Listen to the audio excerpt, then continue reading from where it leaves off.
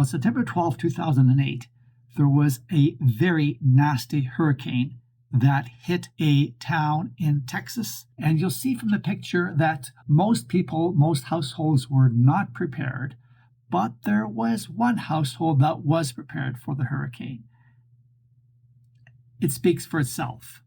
Now, when it comes to a financial hurricane that's going to, I think, hit us, there is a great reckoning that is coming to North America, especially Canada and the United States, for making significant mistakes in the area of government policies and central banking policy. One of the biggest problems we're facing right now is the problem of inflation. And so the question is, how are we going to deal with inflation? This is the first of a two-part video series. The first video, I'm going to talk about the government problems around inflation, specifically how the government got us into this mess and what are some good and some bad ways in dealing with the mess that we're in now. And then the second part of the video will deal with the micro level. First, we deal with the macro level, and then we're going to go down to the micro level, down to the individual household. But let's start by defining inflation. The famous economist Milton Friedman said inflation is an adjustment in the value of money after an imbalance has been created between the amount of money in circulation and the quantity of goods and services produced. So that is to say, here we have the amount of money in circulation and then the quantity of goods and services produced. When there is an imbalance in the sense that we have more money than goods and services, inflation occurs. In the year 2018, Venezuela devalued its currency by 95% in one weekend. Now, you talk about hyperinflation, it's happened. And inflation has happened in very many countries across the globe, so it's not something that's new. Some countries had hyperinflation. And there is a man by the name of, investor by the name of Wilfred Hahn, who produced a study. And this study was prepared about year 2015. He looked at 70 episodes of inflation across 22 advanced countries from the year 1800 to the year 2014. And he categorized how they dealt with inflation. And there's two basic columns on this sheet here. You'll see the orthodox column and the heterodox column. Just think of it as good and bad ways of dealing with inflation, or shall we say, dealing with government misspending, mismanagement. Inflation is one of the ways that the government deals with poor government management. So just look at the column on the right side for a second. If a country identifies financial problems, then the orthodox way, the proper ways of dealing with a problem, is four of them here. The first one is enhancing GDP growth. That is to say, increasing productivity, having people produce more, having people work better, smarter, harder, more creatively. That's the way to increase the wealth of the country, decrease debt, increase wealth, increasing productivity. The second way is running primary budget surpluses. That is to say, taking in more than you give out, and rather than overspending, underspend. And let me just say this about that. Whenever we have a certain amount of income, we have to make a choice whether we're going to overspend or whether we're going to underspend.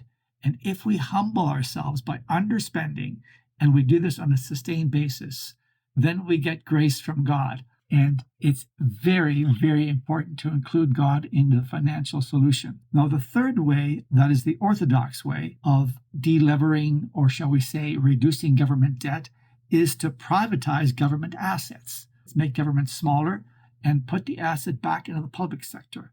And the fourth way is through austerity and higher savings.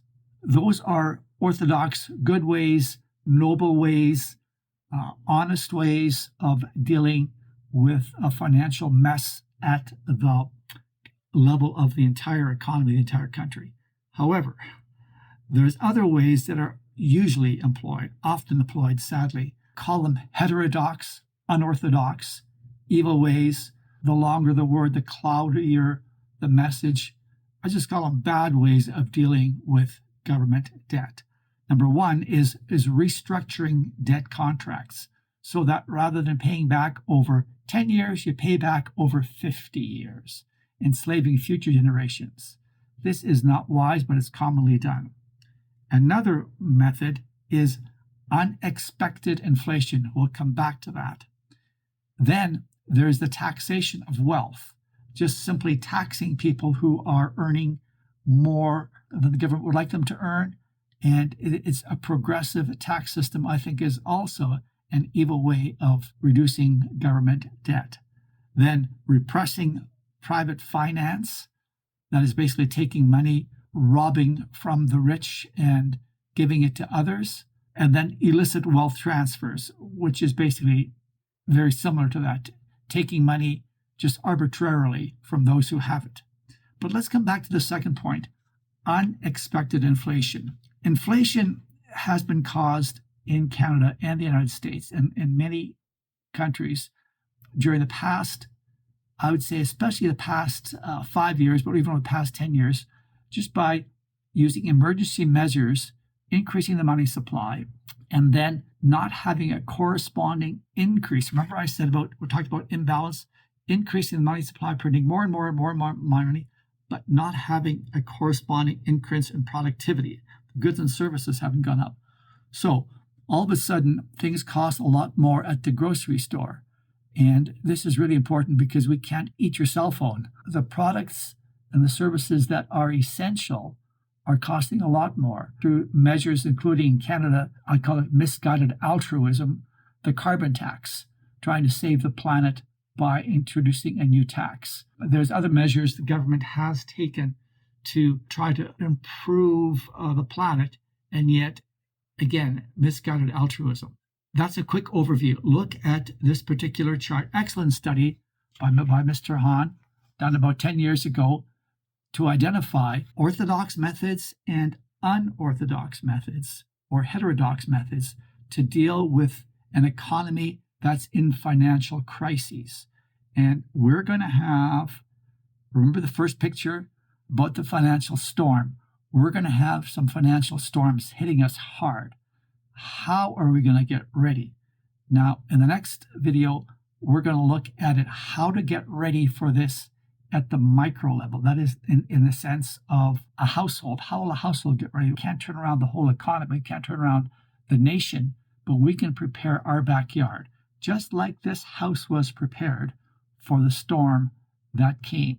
So I'll have a special guest joining us, and that will be my wife. And she'll talk about different methods which you can use, which we can use to get ready to deal with inflation at the micro level. So stay tuned.